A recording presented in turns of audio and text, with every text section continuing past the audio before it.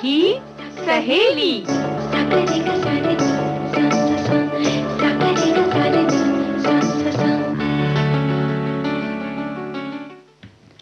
सभी सखियों को राजुल और रेणु चतुर्वेदी का नमस्कार। भाई देखो, सबके अपने किस्से होते हैं, सबकी अपनी अपनी कहानियां होती हैं, है ना। और जरा सब बस कहना चाहिए ना, कुरेद भर दो, फिर देखो सब कैसे लौट लौट के उसी बचपन में भागना चाहते हैं और पहुंच भी जाते हैं फटाक से। अच्छा, तो मतलब आज आप बचपन के बारे में बात करने वाली हैं और सोच कर आई हैं कुछ कोई अच्छा, हाल में कुछ ऐसा हुआ तो क्या? क्यों, तुम नहीं जाओगी क्या बचपन में? अरे मैं तो बिल्कुल खुशी से कोई अगर उंगली पकड़ आता है ना तो मैं तो तुरंत वो पहुंचा होता है ना, पकड़ लेती पहुंचा हूँ। पकड़ लेती हूँ। तो इसीलिए बचपन का नाम कोई ले तो मैं तो उड़ के पहुंच जाती हूँ। और हर कोई यही चाहता है। लेकिन एक बड़ी अच्छी बात है कि आज जो हम कार्यक्रम में व्यंजन विधि भी बताएंगे और जाहिर है कि कहानियों की कहानी भी करेंगे, यानी कि हमारी जो सखियां हैं वो भी जब बचपन में पहुंचेंगी तो किस तरह से फेसबुक के माध्यम से बता सकती हैं कि उन्हें कौन कौन सी अपनी बचपन की बातें याद आ गई, कहानी किस्से से जुड़ी हुई। क्योंकि क्या होता है कि हम कहानियां सुनते हैं, लेकिन हाँ, व्यंजन विधि की जब बात आई और जब हम लोगों ने फेसबुक पर पोस्ट डाला राजुल, तो बड़ी अच्छी बात ये है, अब पता नहीं सखियों के लिए खुशखबरी है या दुख खबरी, नहीं पता। और हमारे जो मतलब बाकी दोस्त हैं, यानी कि पुरुष जो हमारे बंधु भाई हैं, उन लोगों ने बड़े इसका स्वागत किया है बड़ी गर्मजोशी से कि अच्छा व्यंजन विधि बताई जाएगी तो हम जरूर सुनेंगे। अरे तो वाह, क्या बात है। तो अब उनकी घरवालियों की क्या बताएं, मतलब वो खुश होंगी या रसोई घर में बहुत फैलावा फैल जाएगा उनके बनाने से, पता नहीं, ये तो समय बताएगा। फैलावा फैले तो फैल जाए, लेकिन चलिए एक घर में कुछ नयापन तो आएगा। कोई और कलछी किसी और हाथ में होगी और गैस का नॉब किसी हाथ में होगा, लाइटर किसी के हाथ में होगा। लेकिन ऐसा भी तो हो सकता है कि हो सकता है हमारे भाई बंधु जो हैं वो सीख लें और फिर अपनी श्रीमती जी से कहें बनाओ, हमने तो सुना है आज सखी सहेली में, फिर क्या होगा। तो बहुत सारे और दृश्य होंगे। हाँ, तरह तरह के दृश्य होंगे वो। लेकिन जब कहानियों की कहानी की बात आती है तो 4 लाइन हम सोच रहे हैं सुना दें, फिर देखते हैं कि किसके कौन से किस्से हैं। कहानियों की कहानी ये है कि पूरा दिन कई कई काम हम सिर्फ इसलिए कर देते थे, या यूं कहें कि हमसे करवा लिए जाते थे कि रात में कहानी सुननी है ना, बस, और ये करो तब रात में कहानी सुनाएंगे, वो करो तब रात में कहानी सुनाएंगे।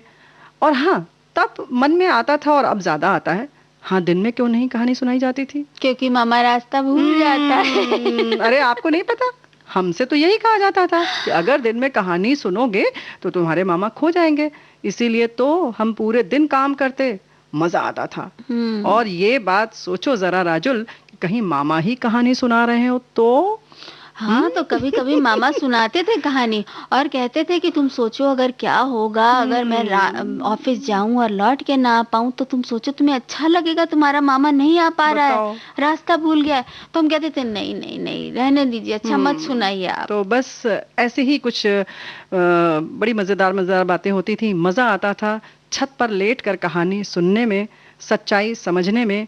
ढेर सारे भाई बहनों वाला वो बचपन, कहानी का आकर्षण जो हम सबको एक बंधन में बांध लेता, जकड़ लेता। वो लंबी लंबी कहानी हम में से कुछ सुनते सुनते सो जाता और कभी कभी खुद सुनाने वाला ही सो जाता था। दादी नानी वाली कहानी, वो किस्से और उनकी जुबानी, कहानी वाली रात सुहानी, पूरे दिन की वो शैतानी, जी हाँ पूरे दिन की वो शैतानी, कुछ जंगल की बातें, कुछ राजा रानी की कहानी, भूतों से डरना, फिर हनुमान चालीसा रटना, बहुत याद है वो छत का बिछौना।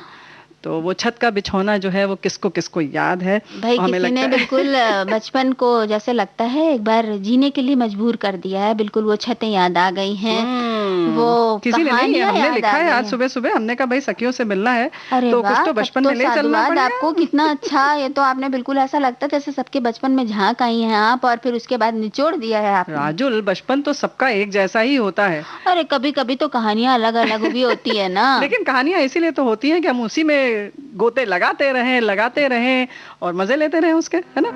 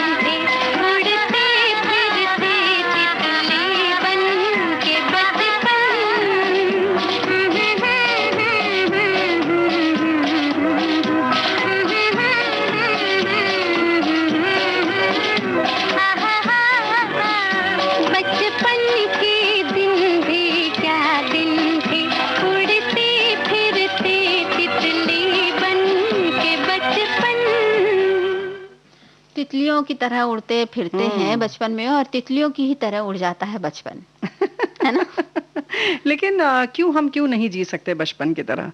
3 जो हाँ। खास चीज़ें हैं बचपन की, वो जो हम कहना चाहते हैं, 3 जो खास चीज़ें अगर हम उनको एक कह सकते हैं ना कि मंत्र की तरह हम अपने साथ रखें। जैसे पहला है कि बच्चों से हमें ये सीखना चाहिए कि बिना किसी कारण के खुश रहना।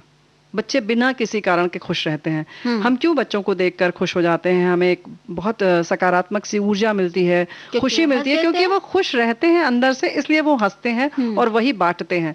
ज़ाहिर है बैंक में पैसे होते हैं तो हमें पैसे मिलते हैं, और बच्चों के पास खुशियाँ होती हैं, प्यार होता है, तो हमें वो वही देते हैं। दूसरी चीज़ है कि वो हमेशा कुछ न कुछ करते रहते हैं, यानी बहुत व्यस्त रहते हैं। तो हमें भी व्यस्त रहना चाहिए, क्योंकि खाली दिमाग शैतान का घर। बिल्कुल। और तीसरी जो बहुत महत्वपूर्ण चीज़ है कि कैसे छोटी-छोटी चीज़ों की भी वो माँग रखते हैं, यानी माँग लेते हैं बिना किसी अहंकार के या बिना किसी शर्म के, बिना किसी डर के। तो हम क्यों नहीं कर सकते? कहीं न कहीं हमारे मन में ये है कि मना कर देगा सामने वाला तो क्या होगा? क्या हमारी बेइज़्ज़ती हो जाएगी? हाँ। तो क्यों हम ऐसा सोचते हैं? ठीक है, मना कर देगा, कर देगा। तो बच्चों की जो ये 3 खास बातें हैं, अगर हम बना के रखें, तो हमारा बचपन तो हमारे साथ है, हर समय है हमारे साथ। यानी अपने आप में गुम रहे, अपने आप अपनी खुशी अपने दुनिया में, जैसे बच्चे गुम रहते हैं ना, बस अपनी दुनिया में गुम रहते हुए और आराम से जब जिससे जो मन में आया खा लिया, मांग लिया। हाँ, मस्त। ये थोड़ी देखा कि ये चाची हैं या आंटी हैं, इनसे नहीं मांगना है, हाँ, मम्मी से ही मांगना है बस। और जहाँ खेलने को मिला वहाँ खेल लिए, और जहाँ खेलने को नहीं मिला वहाँ पर रो के चिल्ला के अपनी बात मनवा कर खेल ही लिया, या कुछ और खुरापात कर ली, मिट्टी खा ली, मम्मी का आंचल पकड़ के खींच लिया, आके मुंह पोंछ लिया साड़ी पे। बहुत सी चीजें होती हैं। ये सारी चीजें हैं, तो करिए आप। हाँ, बिल्कुल। और ये नहीं कर सकते तब भी, ये तो हम कर ही सकते हैं बड़े होने के बाद, कि हम जैसे कभी-कभी अपने किसी चीज़ के लिए मन ललकता है, ललचता है, तो उस बात को, उस ललक को छिपाएँ नहीं, दबाएँ नहीं, ये ना सोचे कि अरे हम तो अब बड़े हो गए, अब हम ये बात कैसे कहें? अब अपनी बात तुरंत कह दें कि हाँ। और अगर हो सकता है कि कभी बहुत बड़े होने के बाद ऐसा होता है कि बहुत आडंबर के तले बात हमारी दब जाती है, हम उसको बहुत परतों में दबा लेते हैं, उसके ऊपर काफ़ी चीज़ें चढ़ा देते हैं कि हमें ऐसे बोलना चाहिए, ऐसे करना चाहिए, इस जगह बोलना चाहिए कि नहीं बोलना चाहिए, इनसे बोलना चाहिए कि नहीं बोलना चाहिए। तो वो सब हटा के, और अगर जैसे खुले दिल से, जो खुले दिल वाले होते हैं, उनके अंदर मेरे ख्याल से बच्चा कहीं न कहीं जिंदा रहता ही रहता है। तो एक बात और है, जब जैसे ये बात हुई कि माँ के आंचल से मुंह पोंछ लिया करते थे, घुस जाते थे, तो क्यों हम अपनी बेटियों की चोटियां नहीं खींच सकते क्या? कान में वो अखबार का वो जो बना के फुरेरी जो करी जाती थी, वो क्या अपने बेटे के कान में नहीं कर सकते क्या? करके तो देखिए, हाँ, तो शुरू करिए। तो हाँ भाई, कि ऐसा कई बार ऐसा कहाँ लिखा है कि केवल बच्चे ऐसा करेंगे? हाँ, बिल्कुल, बिल्कुल। और आजकल तो ये बच्चे बहुत ज़्यादा इस चीज़ को, इस बात से जैसे लगता है कि ना, कि उनसे जैसे छीन ली गई है ये चीज़ें। जैसे हमारे माता-पिता, हालाँकि वो भी काम करते थे, पिता हमारे काम करते थे, माँ घर में रहती थी, या कुछ भी ऐसा होता हो, या माता-पिता दोनों काम करते हो, फिर भी एक बात ये रहती थी कि माता-पिता की एक जो एक इज़्ज़त होती थी, वो तो अपनी जगह होती थी। लेकिन माता-पिता के साथ छोटी-छोटी बातें बाँटना, छोटी-छोटी चीज़ें कह लेना उनसे किताबों के लिए ज़िद कर लेना, उनसे खिलौनों के लिए ज़िद कर लेना, उनके समझाने पर मानना, कभी ना मानना, कभी उनसे झगड़ा करना, कभी रूठना। अब आजकल के बच्चों में ये चीज़ें बहुत कम हो गई हैं। तो आप बताइए ना सखियों, आप बताइए कि आप क्या करती थीं? एक बार फिर शुरू कीजिए, देखिए कितना मज़ा आता है। और जैसे राजू तुमने कहा कि पिता नौकरी पर जाते थे या कोई उनका व्यवसाय होता था, चाहे अपनी दुकान हो या मतलब कार्यालय में जाना हो। लेकिन एक बात सोचो कि हमारी जो माँ हैं, वो जब रसोई घर में लगती थी तो वो भी पूरा एक नौकरी की तरह ही लगती थी। ऐसा नहीं होता था आजकल की तरह कि हम 40 मिनट में, 30 मिनट में पूरा खाना बना लेते हैं। उनका भी एक पूरा मतलब कह सकते हैं ना कि पूर्णकालिक जो था वो उनका कार्य होता था, यानी कि फुल टाइम जॉब है। क्योंकि सिर्फ खाना बनाना ही उनका काम नहीं होता था, वो पूरी व्यवस्था देखती थी। अब तो जैसे घर कई बार आधा लड़खड़ा के आधे पहिए पे चल रहा है। नहीं राजू, बहुत सारे उपकरण भी आ गए हैं। हाँ, इसलिए भी समय कम लगता है। पहले इतने उपकरण नहीं थे। दाल भी घर में ही कूटी जाती थी, भीगी हुई छिलके वाली दाल भिगोई जाती थी, फिर उसको धोने में 1 घंटा लगता था। आजकल हम हर चीजें रेडीमेड ले लेते हैं, बनी बनाई बनाई चीज़ें मिल जाती हैं, तो बहुत सारी सुविधाएं हो गई हैं। मिक्सी में हम फट से सारे मसाले पीस लेते हैं, तो ये जब सुविधा है उसमें हमारा रसोई घर में समय कम जाता है, हम बाकी चीज़ों में समय लगाते हैं। लेकिन पहले के अगर हम ये सोचें कि हमारी माताएं सिर्फ घर का काम करती थी तो वो खाली रहती थी, ऐसा नहीं है। वो भी अगर ठीक से करती थी तो पूरी तरह से करती थी, पापड़ बनता था, बड़ियाँ बनती थी और बहुत तमाम चीजें बनती तमाम थी, और चीज़ें, उसके बाद बहुत सारे व्यंजन बनते थे। तो व्यंजन आज हम लोग जरूर बताएंगे ना। मैं सोच रही हूँ कि व्यंजन क्या बता ही क्या, पहले एक नहीं शुरुआत नहीं, कर ही गाना दूं गाना गाना गाना या गाना। हाँ वही तो लेकिन मैं सोच रही हूँ कि अगर आपको व्यंजन के लिए ज्यादा मैंने इंतजार करा तो ऐसा तो नहीं होगा कि आप थोड़ा आप सा व्यंजन की तरफ से अपना मन आपका फिर जाएगा। भाई ऐसा है, व्यंजन बता रही हो, हाँ व्यंजन बना के खिलाने वाली नहीं हो। वो तो तो ये है। हमें पता है, तो बस हमें पता है हमें कि क्या इस समय मिलने वाला है। तो सखियों, हम सिर्फ इसलिए गाना सुन रहे हैं कि आप कॉपी और पेन पेंसिल लेकर तैयार हो जाइए, ताकि जब हम व्यंजन बताएं तो आप लिख सकें।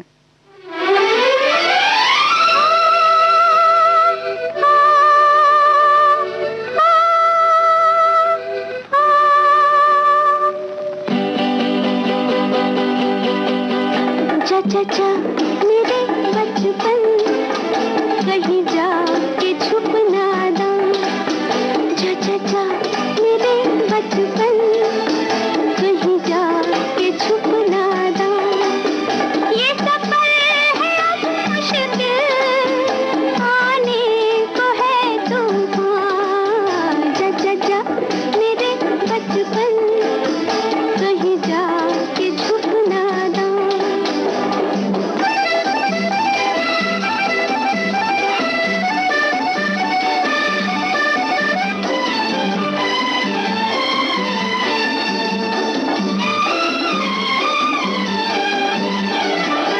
जिंदगी को नए रंग मिलने लगे, एक किरण छू गए, फूल खिलने लगे। जिंदगी को नए रंग मिलने लगे, एक किरण छू गए, फूल खिलने लगे। चा चा चा मेरे बचपन, कहीं जा के छुप ना दम। ये सफर है अब मुश्किल, आने को है तूफान। जा जा जा मेरे बचपन, कहीं जा के छुप ना दम।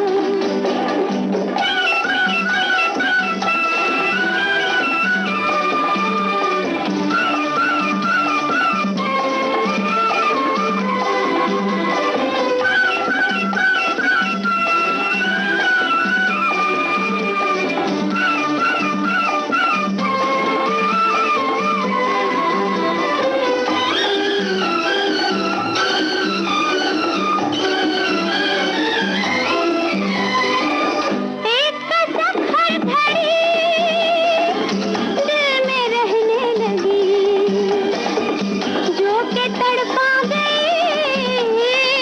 फिर भी अच्छी लगी। एक कसक हर घड़ी दिल में रहने लगी, जो के तड़पा गई फिर भी अच्छी लगी।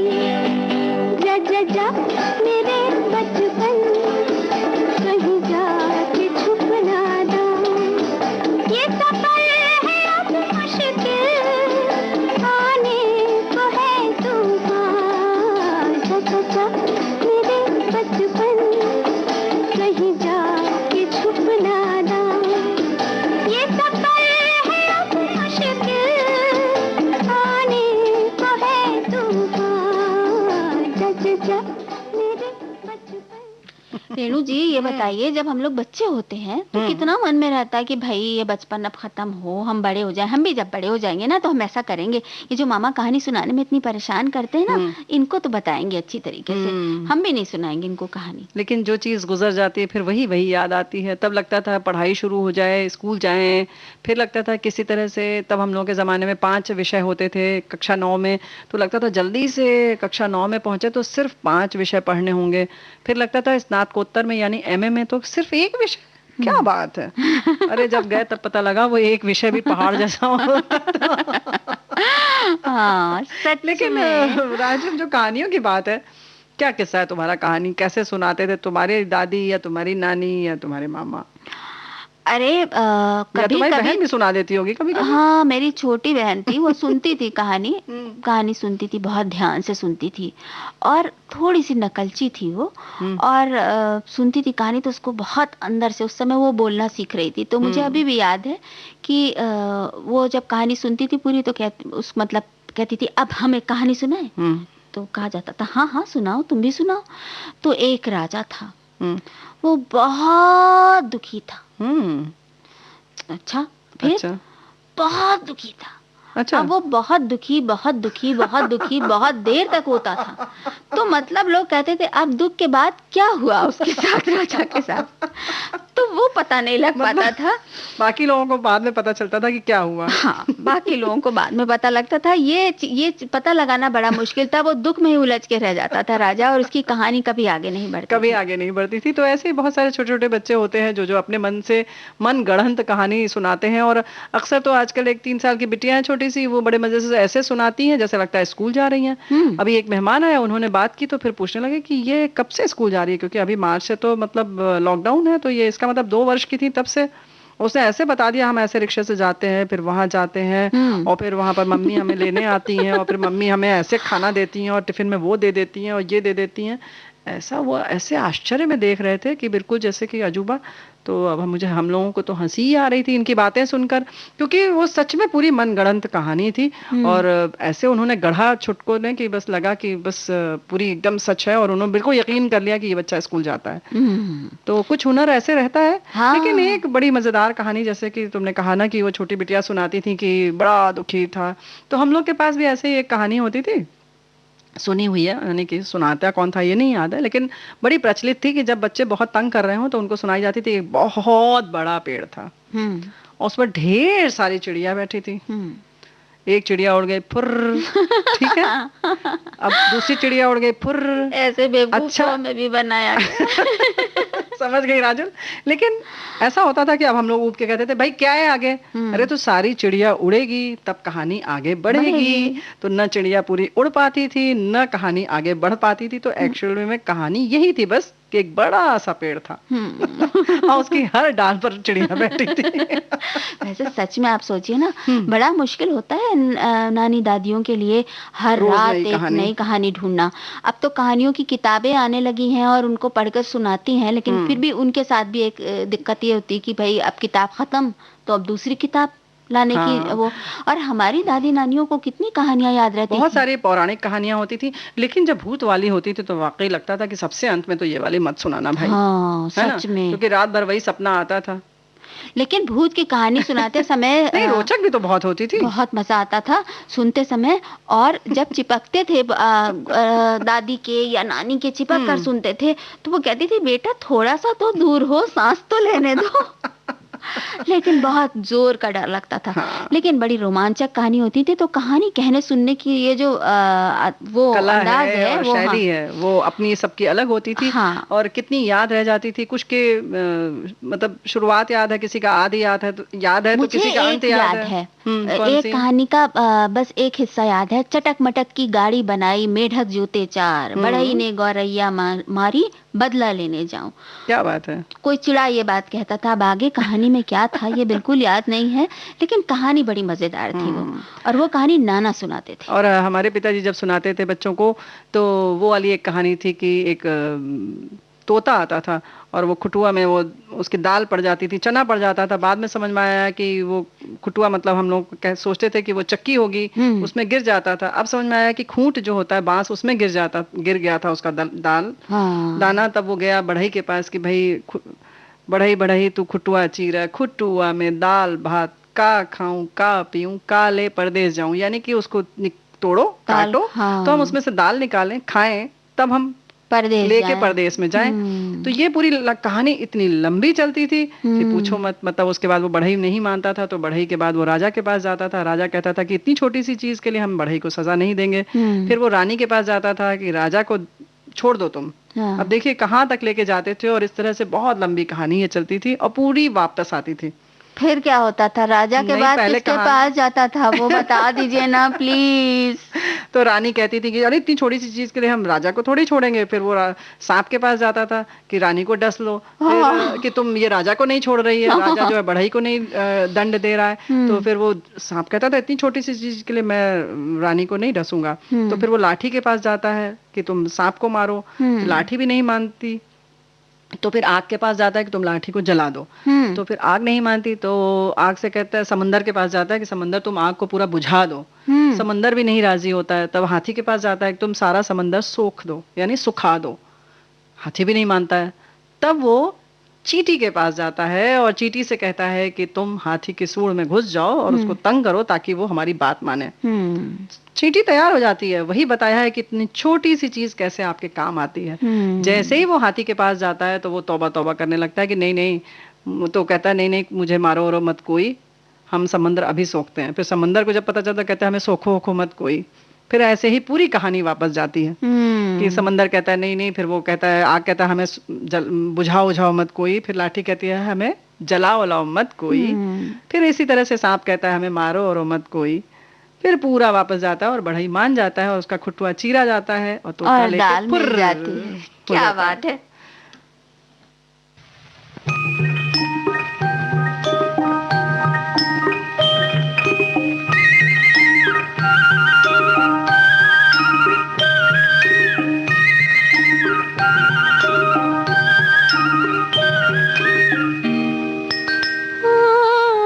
कुछ दिन पहले एक ताल में कमल कुंज के अंदर रहता था एक हंस का जोड़ा, एक हंस का जोड़ा।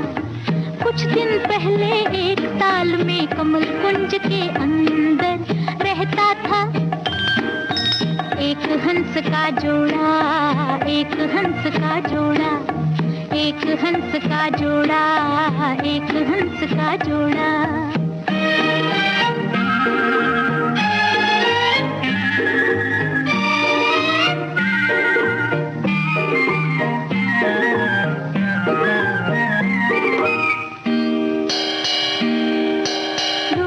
रोज रोज भोर होते ही जब खिल जाते कमल, दूर दूर दूर मोती चुगने को हंस घर से जाता निकल। रोज रोज रोज भोर होते ही जब खिल जाते कमल, दूर दूर दूर मोती चुगने को हंस घर से जाता निकल। संध्या होते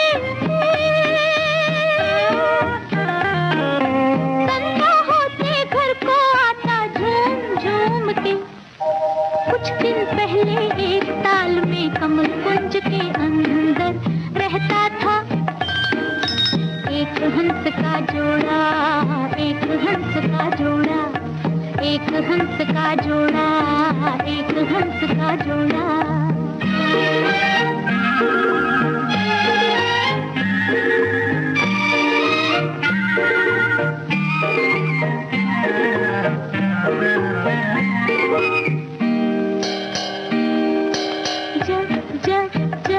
छिप जाता था दिन, तारे जाते थे खिल, सो जाते हिल मिल के वो दोनों जैसे लहरों के दिल। जग जग जग छिप जाता था दिन, तारे जाते थे खिल, सो जाते हिल मिल के वो दोनों जैसे लहरों के दिल। चंदा हंसता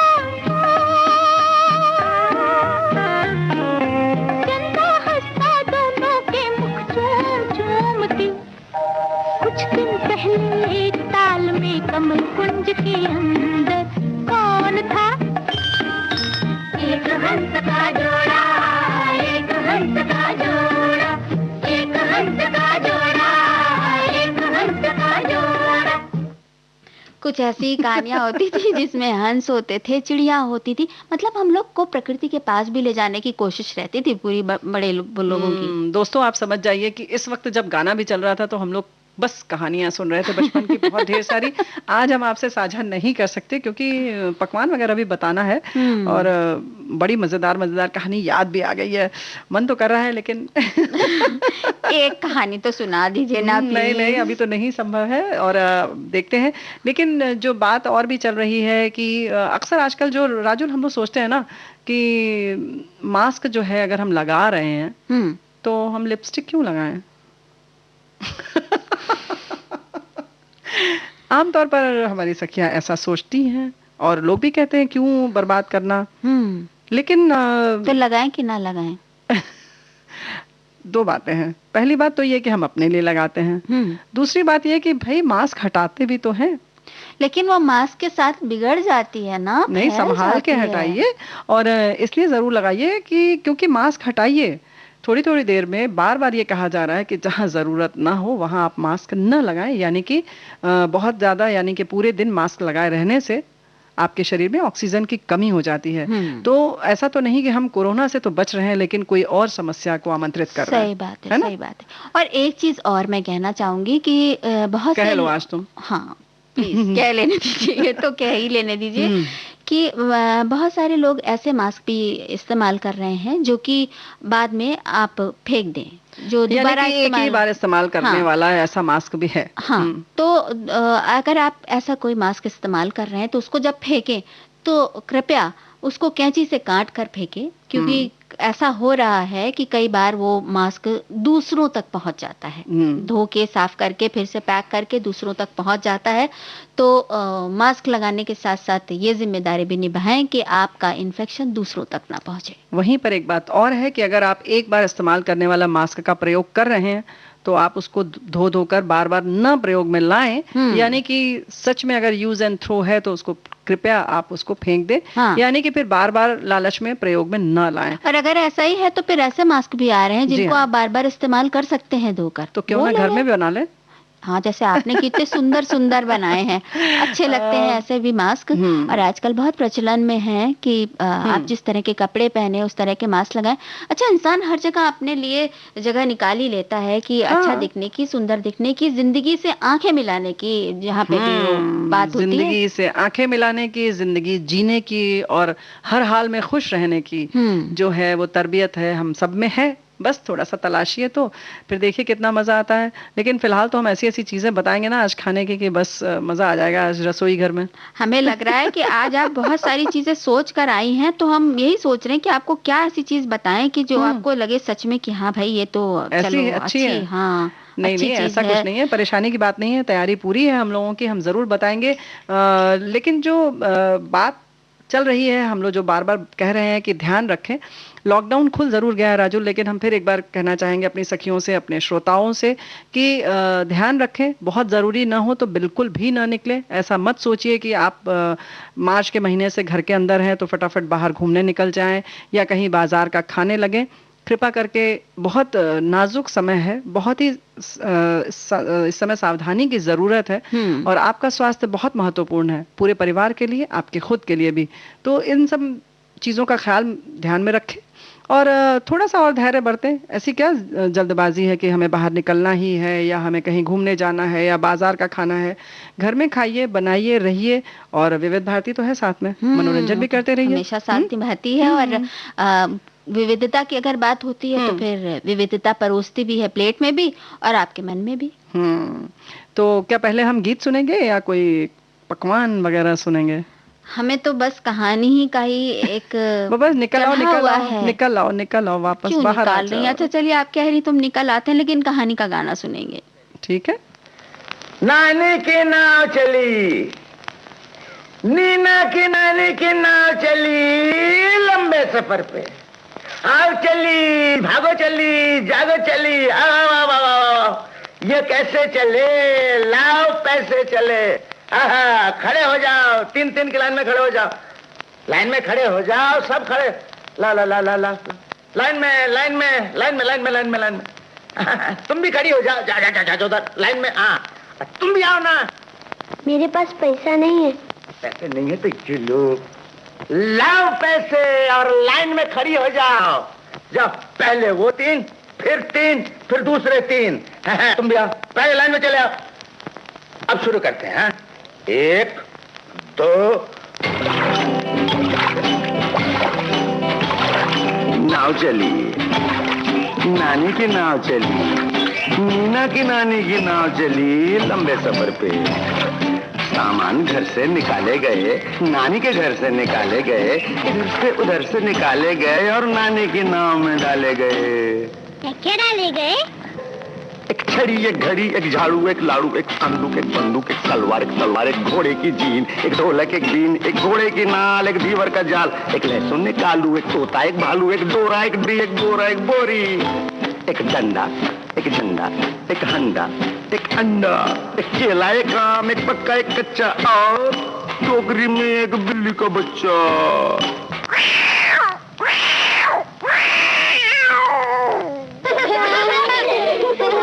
फिर एक मगर ने पीछा किया, नानी की नाव का पीछा किया, नीना की नानी की नाव का पीछा किया। क्या हुआ? चुपके से, पीछे से, ऊपर से, नीचे से एक एक सामान खींच लिया। एक बिल्ली का बच्चा, एक केला, एक आम, एक पक्का, एक कच्चा, एक अंडा, एक हंडा, एक झंडा, एक डंडा, एक बोरी, एक बोरा, एक डोरी, एक डोरा, एक तोता, एक भालू, एक लहसुन, एक आलू, एक दीवर का जाल, एक घोड़े की नाल, एक ढोलक, एक बीन, एक घोड़े की जीन, एक तलवार, एक सलवार, एक बंदूक, एक बंदूक, एक लाड़ू, एक झाड़ू, एक छड़ी, एक घड़ी। मगर नानी क्या कर रही थी? नानी थी बेचारी बुढ़ी बहरी। नीना की नानी थी बुढ़ी बहरी। नानी की नींद थी इतनी गहरी, इतनी गहरी। कितनी गहरी? नदिया से गहरी, दिन दोपहरी, रात की रानी, ठंडा पानी, गरम मसाला, पेट में ताला, 16.5, 15 के 15, दूना 30, 45, चौके 7, 75, छक्के 90, 7 पिछलन 8 20 नंबर 25, गले में रस्सा। ये कहानी वाला गाना तो हमेशा सबका पसंदीदा रहा है, होगा ही ना। हमारा भी और बच्चों का भी, आने वाली पीढ़ी का और पिछली पीढ़ी का भी। ये बात तो है ही कुछ ऐसा कि मतलब, और इसी तरह के शब्दों का जो ताना तालमेल बाना बैठाया बुना गया है। गया, हाँ, तो वो बिल्कुल ऐसा लगता है जैसे झूम रहे हैं शब्द, और उन्हीं के साथ हम भी झूमने लगे। ये बात तो है। तो अब आप व्यंजन के लिए फिर से कहें, इससे पहले ही हमने एक व्यंजन निकाल लिया है। हम इसीलिए चुप हैं। तो क्या किया जाए? मीठे से शुरुआत की जाए, पूरन पूरी बनाई जाए। बिल्कुल। तो पूरन पोली बनाने के लिए हमको जो जो सामान चाहिए, पहले सखिया वो नोट कर ले, और सखा अगर चाह रहे हैं बनाना तो वो भी नोट कर ले। नहीं, हमारे सारे श्रोता बंधु ज्यादा बेकरार हैं इस बात के लिए। हाँ, तो उसके लिए चाहिए होगी चने की दाल। तो चने की दाल आप ले लें, 1 कटोरी चने की दाल, और 2 चम्मच गुड़ ले लें। अच्छा। 1 कटोरी मैदा और घी ले लें सेकने के लिए उसको। आधा चम्मच नमक ले लें और पानी गूंथने के लिए। अब दाल को भिगो देना है। दाल को भिगो देंगे, चने की दाल को, है ना? चने की दाल को। इसके साथ एक चीज और कर लें तो उसका स्वाद बड़ा अच्छा आ जाता है। क्या? जैसे इलायचियाँ जो होती है ना, हरी वाली इलायची होती है, छोटी इलायची, उसको छील लें और छील के रख लें, और ज्यादा सी इलायची हो। अच्छा। तो उसका स्वाद बड़ा अच्छा आ जाता है। अब आधे घंटे, अब दाल आप अच्छी तरह से, आप चक्की जब भीग जाए, 4 घंटे 6 घंटे जितना भी आप भिगो सकती हैं, आप भिगो लें। तो फिर उसको एक प्रेशर कुकर में डालें और उसमें थोड़ा सा घी डाल दें। अच्छा। और दाल डाल के उसमें पानी वगैरह डाल के, और सीटी उसमें अच्छी तरीके से 2-3 सीटियां लगा दें। यानी कि जब प्रेशर कुकर गर्म हो जाए तो उसमें 1 चम्मच देशी घी डालकर उसमें दाल डाल दें, और थोड़ा सा इतना पानी रखें कि वो बहुत, उसमें पानी अलग अलग भी ना हो और दाल पक जाए। इस तरह से उसमें अच्छी तरह से हाँ। और चूंकि चने की दाल थोड़ी सी कड़ी होती है तो आपको ज्यादा सीटी देनी होगी, इतना अंदाज तो आपको होगा, लेकिन फिर भी हम बता देते हैं कि 1 सीटी आने के बाद धीमा कर दें, और उसके बाद कम से कम 3 सीटी या 2 सीटी और आने दें, उसके बाद आप खोलें। यानी कि गैस बंद कर दें, उसका जब भाप उसकी निकल जाए तब आप खोलेंगे। उसके बाद फिर एक कढ़ाई लें, कढ़ाई में वो दाल डाल दें। अच्छा। और जब दाल आप डाल रहे हैं तो उसमें साथ में आप जो आपने इलायची निकाले हैं, दाने निकाले हैं, उनको कूट लें। अच्छा। कूट के थोड़ा दरदरा हो जाए हाँ। वो दाने भी डाल दें, और ज्यादा से डालेंगे तो उतनी ही अच्छा स्वाद और उतनी ही अच्छी खुशबू आएगी। वैसे भी जो चने की दाल होती है या बेसन की कोई भी चीज़ होती है, तो उसमें जो भी चीज़ डालते हैं हम लोग, या घी या नमक या ये जैसे बड़ी छोटी इलायची की बात हो, या हम जो भी चीज़ डालते हैं वो अच्छे से सोखता है, यानी कि काफ़ी ज़्यादा चीज़ें उसमें चाहिए होती हैं। ऐसे भी आप देखिए, अगर चना आप लगाती हैं तो उसमें अच्छी तरह से आपको तेल नमक सब ज़्यादा डालना पड़ता है। तो ये चने की दाल की ये तासीर है कि वो ज़्यादा चीज़ों को मात्रा ज़्यादा डालनी ज्यादा पड़ती चाहिए है। होती है।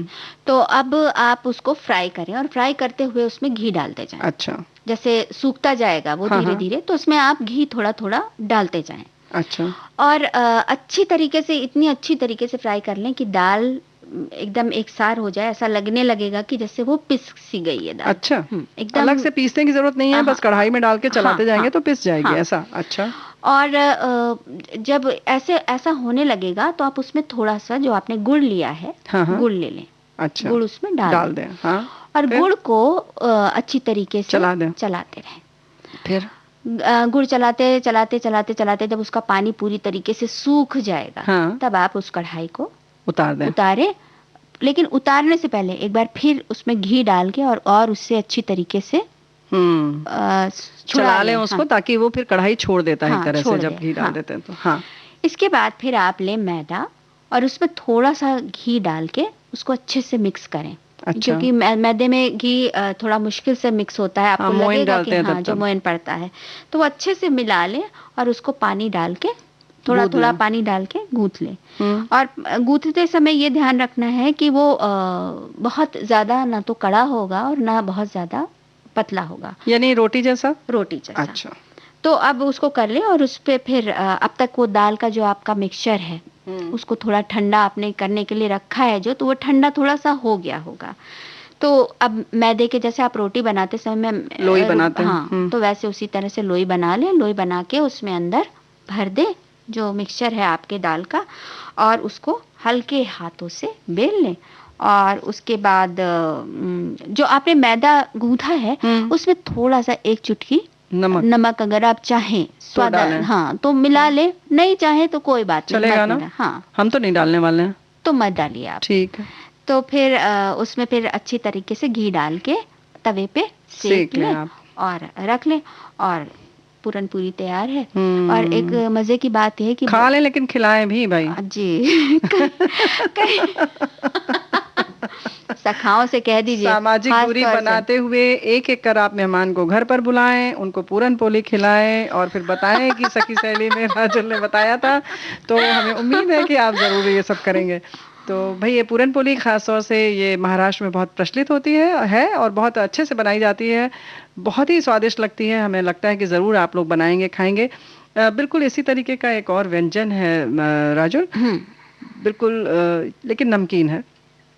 मैदे की पूड़ी भी हम लोग बनाते हैं, लेकिन उसमें थोड़ा सा अलग तरीका ये है कि जैसे मैदा गूथा इसकी तरह पूरन पोली के लिए बिल्कुल लगभग वैसे ही, लेकिन इसमें नमक डालना जरूरी है, ऑप्शनल नहीं है। वैकल्प मतलब कोई भी इसमें ये नहीं कि स्वादानुसार इच्छानुसार वाली बात नहीं है। इसमें आप थोड़ा सा नमक डालेंगी, और मोइन की बहुत ज़्यादा मोइन की ज़रूरत नहीं है मैदे में। और जितना आप मैदा गूँथ रही हैं उतने ही आप मात्रा में लेकर बेसन गूँथेंगे, और बेसन में अच्छी तरह से थोड़ा लाल मिर्च पाउडर और जीरा, कच्चा जीरा जो होता है वो, और हींग, नमक, ये सब डाल के अच्छी तरह से गूँथ लें उसको।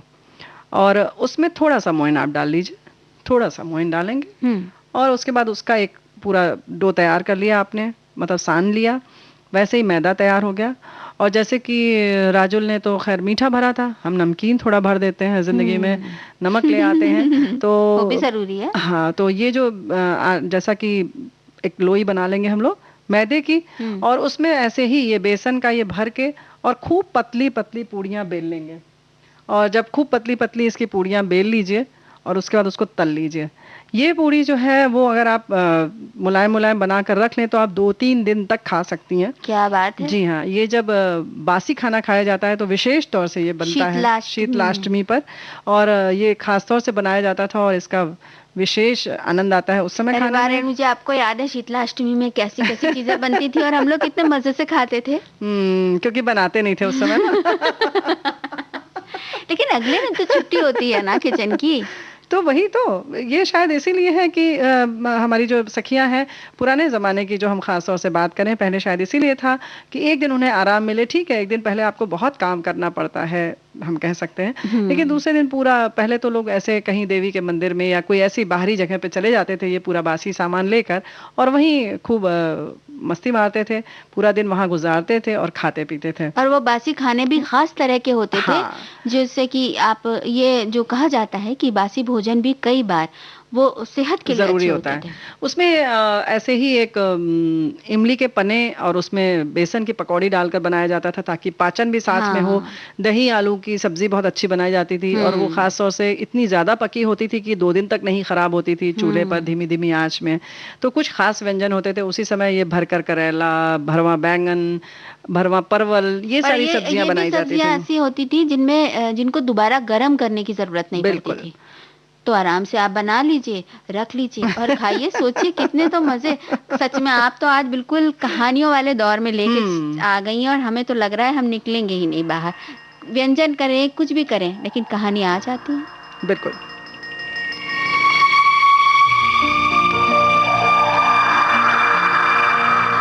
कहानियां सुनाती है, पवन आती ही जाती, कहानियां सुनाती है, पवन आती ही जाती। एक था दिया एक बाती, एक था दिया एक बाती। कहानियां सुनाती है, पवन आती जाती।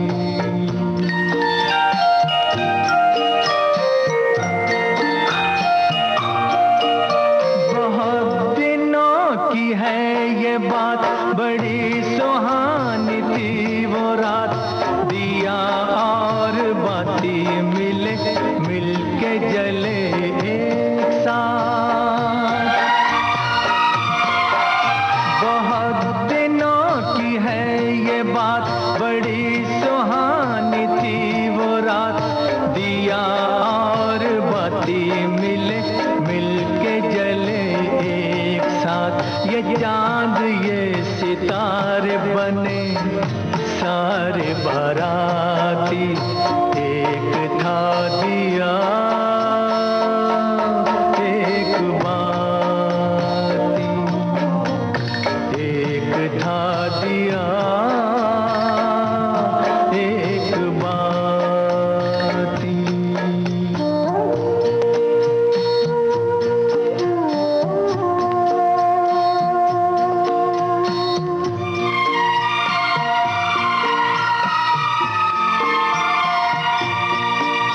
उठाई दोनों ने कसम, जले बुझेंगे साथ हम। उन्हें खबर न थी मगर खुशी के साथ भी है गम। उठाई दोनों ने कसम, जले बुझेंगे साथ हम। उन्हें खबर न थी मगर खुशी के साथ भी है गम। मिलन के साथ साथ ही जुदाई भी है आती। एक था दिया एक बाती। कहानियां सुनाती है, पवन आती जाती।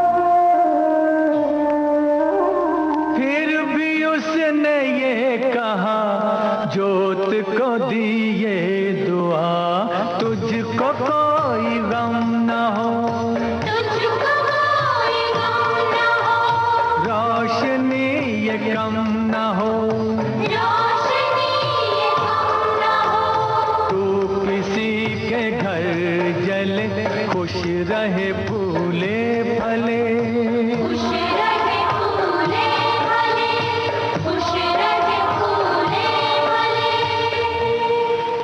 कहानियां सुनाती है पवन आती जाती, एक था दिया एक बाती, एक था दिया। ऐसे जब धीरे धीरे हवा चलती है तो छत के वो दिन भी याद आ जाते हैं जब कहानियां हम लोग छत पर लेटकर सुना करते थे। बिल्कुल छत पर लेटकर सुनते थे। और कोई हमारी जब दुबली पतली बहन होती थी तो ये होता था, अरे बैठ जाओ नहीं तो इसको पकड़ लो नहीं तो ये उड़ जाएगी। बहुत तेज हवा जब चलती थी तो इस हाँ। तरीके के भी किस्से होते थे।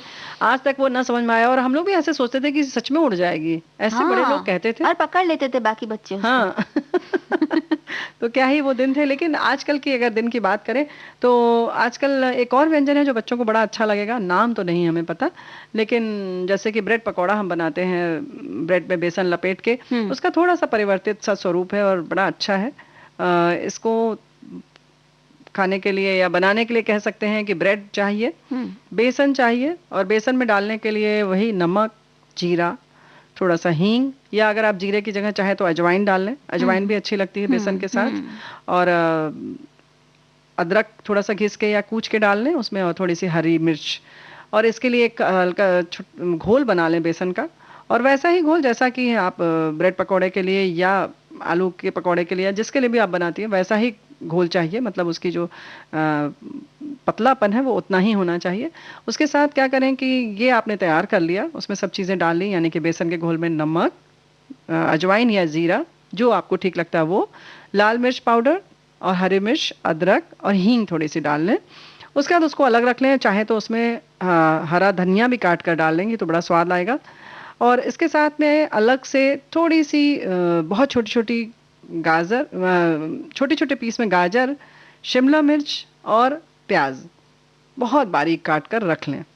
उसके साथ ये दो चीज़ें अलग अलग रखेंगे, उसको बेसन में नहीं मिलाएंगे। वहीं आप ब्रेड जब लेंगे तो ब्रेड को किसी कटोरी या ग्लास से ऐसा काटें कि वो गोल हो जाए, क्वाइन की तरह। जैसे क्वाइन पिज़्ज़ा आजकल बाजार में खाते हैं बच्चे, या शादी की पार्टी वगैरह में कहीं पर, वैसे इसको गोल गोल काट लें और बेसन में लपेटें, लेकिन पूरा नहीं, आधा। जैसे आपने जब लिया इसको ब्रेड को तो बस ऐसे बेसन में आधा डुबोया, यानी कि उसमें छुआ के और तवे पर रख दीजिए आप। और उससे पहले तवे पर आप थोड़ा सा तेल या घी जिसमें भी आप बनाना चाहती हैं उसको लगा लें, और उसके बाद उसमें उसको रख दें। लेकिन उससे अगर आप, और उसके बाद फिर पलट के उसको दूसरी तरफ से भी सेक लें। इसको जब आप रखती हैं बेसन के साथ में, यानी बेसन लगाकर जब रखते हैं सीधे तवे पर, तो उसको थोड़ा धीमी धीमी आंच पर देर तक सेकेंगे और चारों तरफ से भी घी डाल लीजिए और फिर उसको पलट कर भी सेक लीजिए। तो एक तरफ तो ब्रेड होगी कुरकुरी, दूसरी तरफ बेसन लिपटा हुआ होगा। वहीं एक और तरीका इसका ये है कि आप सीधे तवे पर पहले घी लगाकर या तेल लगाकर, यानी चिकनाई करके तवे पर ब्रेड आप रख दें, और उसके बाद उसके ऊपर बेसन का ये लेप है वो उसको डालें हाथ चम्मच से, और उसके ऊपर थोड़ा सा प्याज, जो शिमला मिर्च और जो आपने गाजर लिया है उसको चिपका लें, और फिर उसके बाद उसको पलटकर सेक लें दोनों तरफ से खूब अच्छी तरीके ये से। तो मजा आ जाएगा बिल्कुल। तो इस तरह से बड़ा सुंदर लगता है, देखने में बहुत अच्छा लगता है, स्वाद बहुत अच्छा लगता है, क्योंकि एक तरफ थोड़ा सा मुलायम, दूसरी तरफ थोड़ा बस मुंह कुरकुरा। में पानी आ रहा है और सोच रही हूँ मैं कि बस मुंह में पानी आया तो इन्होंने मीठे की तैयारी शुरू कर दी। तो मीठा ही बताएं हम। हाँ बिल्कुल, तो हमें तो यही लगता है। तो ठीक है, मीठा ही बताते हैं सखियों को। और मीठा एक ऐसा मीठा है कि जो बड़ी आसानी से बन जाएगा। अच्छा, करना क्या है सखियों को कि 2 मीडियम साइज के आलू लेने हैं, और 3 कप दूध हो, अच्छा, घी हो 2 टेबलस्पून, और 1 टेबलस्पून शक्कर हो, अच्छा, और इसके बाद थोड़ा सा इलायची पाउडर हो, एक 1.5 चम्मच आप रख लीजिए। अच्छा। और मिल्क पाउडर हो 1 अच्छा। टीस्पून। और इसके साथ उस पर ऊपर से गार्निश करने के लिए, खीर को सजाने के लिए आप अपना किशमिश है, काजू है, बादाम है, ये सब जो रख आपको लीजिए। पसंद आए। हाँ। हम्म। तो अब सबसे पहले आलू को अच्छी तरीके से पहले छील लेंगे, और छीलने के बाद उसको हम्म। घिस लेंगे, अच्छा। ग्रेट कर ठीक लेंगे। है। और उसके बाद फिर ये जो आलू आपने ग्रेट किया है, हाँ हाँ। घिसा है, हाँ हाँ। उसमें तो थोड़ा पानी पानी सा रहता है आलू हाँ में। बिल्कुल। हाँ, तो उसको निचोड़ निचोड़ के लें। एकदम अच्छा। से ड्राई कर लीजिए बिल्कुल। आप अच्छा। उस पानी को कहीं और चीज, किसी और चीज में इस्तेमाल कर सकती हैं, जैसे आटा गूंथे तो उसमें इस्तेमाल कर सकती हैं, हाँ। दाल बनाए या सब्जी रसे की बनाए उसमें इस्तेमाल कर सकती हैं। लेकिन और फिलहाल इसमें से जो अतिरिक्त पानी है वो निकाल लें। निकाल लें। अच्छा। उसके बाद फिर एक कढ़ाई में आप घी गरम करें, कढ़ाई में या पैन ले लें जो थोड़ा छिछला पैन हो, उसमें आप घी गरम करें और उसमें ये जो आपने आलू घिसे हैं, घिसा हाँ। हुआ आलू उसमें डाल दें। अच्छा। और फिर थोड़ा सा चलाएं, हल्का सा चलाएं, जरा सा वो जैसे गुलाबी हो वैसे उसमें दूध मिला दें। अच्छा। और उसमें शक्कर मिला दें और उसको बराबर चलाते हुए उबलने दें। अच्छा। तो 3-4 उबाल के बाद आप देखेंगे कि थोड़ा थोड़ा वो गाढ़ा होने लगता अच्छा। है आलू का आपका वो। जो उसके लच्छे बाद पड़े हुए हैं हाँ, घिस के। घिस।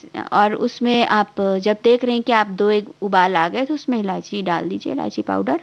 और फिर उसमें थोड़ा सा काजू और वो बादाम जो आपने छील के रखे हैं वो डाल दीजिए। ये तो काजू आपकी और अपनी बादाम। पसंद पर है। कुछ हाँ। लोग, कुछ करके में बच्चे जो है वो नहीं पसंद करते ड्राई फ्रूट, तो ये तो आपकी इच्छा की सजावट, ऊपरी चीज है ना। ऊपरी चीज है। नहीं, अगर आप डाल देंगे तो उसका स्वाद कुछ अलग रहेगा। अच्छा। और चिरौंजी अगर हो घर में तो चिरौंजी डाल दें, चिरौंजी से भी अच्छा स्वाद आ जाता है। और ये सब डालने के बाद फिर आप उसको नीचे उतार लें, ठंडा करें और फिर परस उसमें दें। हाँ, सर्व करें। क्या बात है, क्या बात है।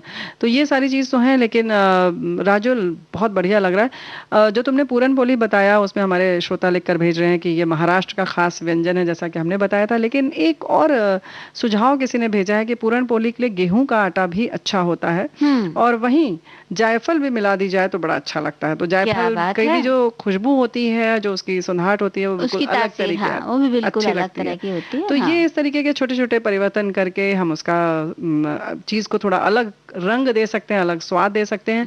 वहीं जो छोटी इलायची की बार बार राजुल के दोनों व्यंजन में पड़ी, तो हम उसके बारे में बता दें कि जब हम उसको पीसते हैं कल्लड़ में तो थोड़ा सा ये रह जाती हैं, दाने रह जाते हैं। हाँ। तो उसके लिए सखियों, आप एक छोटा सा उपाय ये है कि उसके साथ साथ आप शक्कर डाल लें उसमें। और जब शक्कर डाल देंगे और उसके साथ जब उसको पीसेंगी तो वो एकदम बारीक पीसती है। जब भी छोटी इलायची आपको पीसना हो, जब जाहिर है कि छोटी इलायची हम अधिकतर हमेशा ही किसी मीठी वस्तु में ही डालते हैं, चाहे वो चाय में डालें या किसी भी व्यंजन में, तो उसके संग जब आप दरबरी ये शक्कर डालते हैं तो वो खूब अच्छी तरह से पिस जाती है, बारीक पिसती है। तो अगर अगली बार जब आप पीसेंगी तो शक्कर जरूर मिला लीजिएगा। हाँ। तो शक्कर मिलने से आपकी इलायची भी पिस जाएगी और फिर वो जो एक दाना दाना बना रहता है वो नहीं आएगा। नहीं क्योंकि रहेगा। जब हलवा हो या कोई भी चीज़ ऐसी हो तो हम लोग इस तरह से करते हैं। तो ये छोटी छोटी जो चीज़ें हैं वो बहुत वाकई मज़ेदार होती हैं। और बहुत सारी चीज़ें तो मीठी नमकीन हो गई, लेकिन बात जब बार बार आती है कि व्यंजन तो सब बहुत अच्छा लगता है, लेकिन परसना जो है अपने आप में एक कला होती है राजुल, है ना। कि हम किस तरह से परस रहे हैं। हाँ। और उसमें सबका तरीका अलग होता है, चाहे वो बात हो थाली में कटोरी रखने की बात हो, या आप जब मेज़ पर बैठते हैं तो पानी रखने की बात हो, पानी दाईं तरफ रखना चाहिए कि बाईं तरफ रखना चाहिए। हाँ, किस तरफ रखना चाहिए बताइए। ये तो राजुल आ जाती है तो बस हमारी कक्षा लेने लगती हैं। हम तो आपसे पूछते हैं क्योंकि आप ही से सीख कर तो हम लोग आगे चलते हैं ना। आप सब सीख चुकी हैं, ये बहानेबाजी नहीं चलेगी।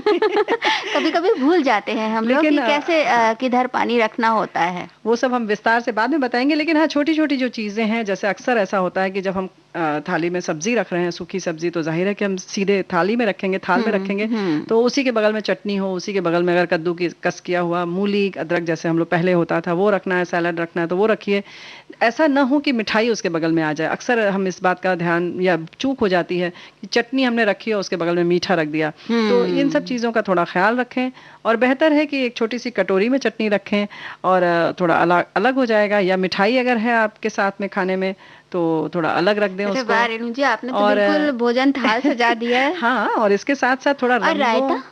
रायता तो कटोरी में ही आएगा। हाँ, अब रायता नहीं, लेकिन रायता भी जो कटोरी में भी आएगा उसके लिए राजुल रंग संयोजन बड़ा जरूरी है। यानी कि अगर हम रंगों का ख्याल रखें, अगर आपकी आलू टमाटर की सब्जी है उसके बगल में आप रायता रखेंगी तो बड़ा सुंदर लगेगा, है ना।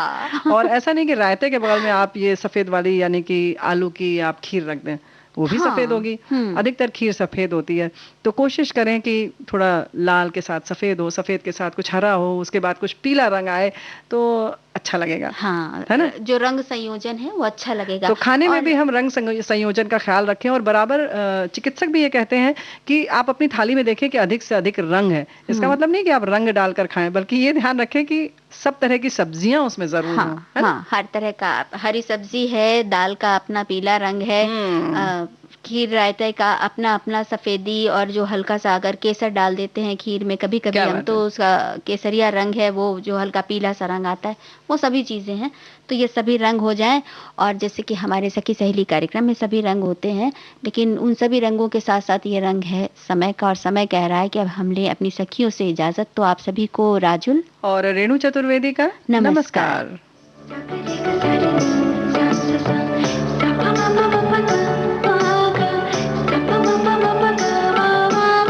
सखी सहेली।